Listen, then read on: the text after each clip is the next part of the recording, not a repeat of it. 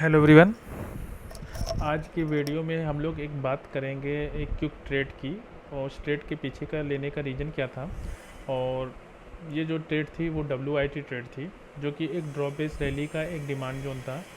और हम ये कह सकते हैं कि प्राइस में ये जो मंथली का सप्लाई जोन है, जिसे हम लोग क्वार्टरली पे देख रहे हैं, ये वाला ये क्वार्टरली का सप्लाई जो 2 टाइम टेस्टेड हो चुका है। यानी कि 1 time, second time, third time, fourth time, यानी कि क्वार्टरली का सप्लाई मल्टीपल टाइम टेस्टेड है। और जब मल्टीपल टाइम टेस्टेड है तो वहाँ पे एक चीज़ देखने को मिला कि जो फॉलोअप डिमांड जोन है वो बन रहे थे। और प्राइस में बड़े टाइम फ्रेम, यानी कि प्राइस में हम ये कह सकते हैं कि ईयरली के डिमांड जोन, यानी कि ड्रॉप 1 2 3 बेस कैंप, यानी कि प्रीवियस ईयरली के डिमांड जोन के सपोर्ट से प्राइस वापस गई, अगेन ईयरली का एक डिमांड जोन में आई और वापस से इस साल भी बेस कैंडल के रूप में फॉर्म हो रही है। और हाफ ईयरली टाइम फ्रेम पे देखा कि प्राइस में ये जो सप्लाई जोन है काफ़ी दूर है। और क्वार्टरली टाइम फ्रेम में ये देखा था कि क्वार्टरली टाइम का ये सप्लाई जोन ब्रीच हो गया और यहीं पे EMA के सपोर्ट साथ कंसोलिडेशन चल रहा है।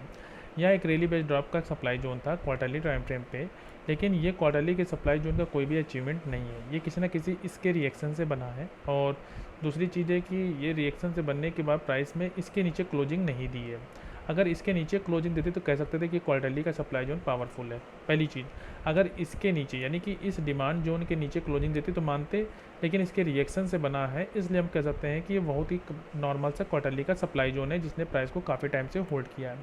क्वार्टरली के साथ साथ एक चीज़ देख सकते हैं कि यहाँ पे मंथली का भी सप्लाई जोन है, जिसमें प्राइस एक बार आई, वापस से डाउन आई, फिर अगेन गई, फिर कंसोलिडेशन चला और तब से कंसोलिडेशन चल रहा है। यानी कि 30 जून 2025 से लेकर ऑलमोस्ट 1 ईयर से कंसोलिडेशन इसमें चल रहा है।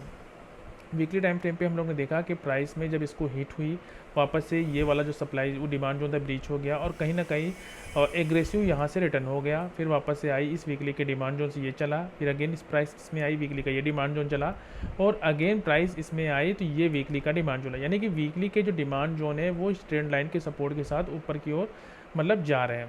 तो ये चीज़ देखने को इसमें मिल रहा है। अब ये चीज़ था कि प्राइस में ये जो एरिया था इसके ऊपर ही इस कैंडल ने क्लोजिंग दे दिया था, तो हम ये कह सकते हैं कि ऊपर का जो एरिया है वो टेस्टेड होता जा रहा है और फाइनली हमने इस पे एक क्विक ट्रेड प्लान किया। बात करते हैं इसमें क्विक ट्रेड प्लान करने का रीज़न ये था कि प्राइस में ड्रॉप बेस रैली, अगर इसके ऊपर क्लोजिंग दे देता, मतलब ग्रीन कैंडल में तो ठीक था लेकिन क्लोजिंग नहीं दे पाए, तो इसलिए हमने इसमें क्विक ट्रेड प्लान किया। प्रॉपर एग्रेसिव ट्रेड थी लेकिन क्विक ट्रेड थी।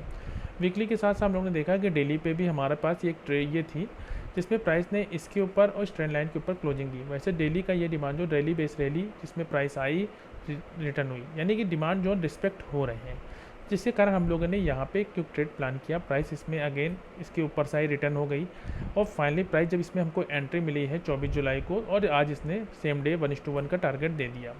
तो ये था हमारे पास एक WIT ट्रेड में डेली का, जिसमें हम लोग सपोर्ट लेते हुए एक हमने यहाँ पे इसको प्लान किया, जिसमें हमारा एक क्विक ट्रेड मतलब टारगेट अचीव हुआ। तो ये था हमारा एडलवाइज का एक क्विक ट्रेड लेने के पीछे का रीज़न।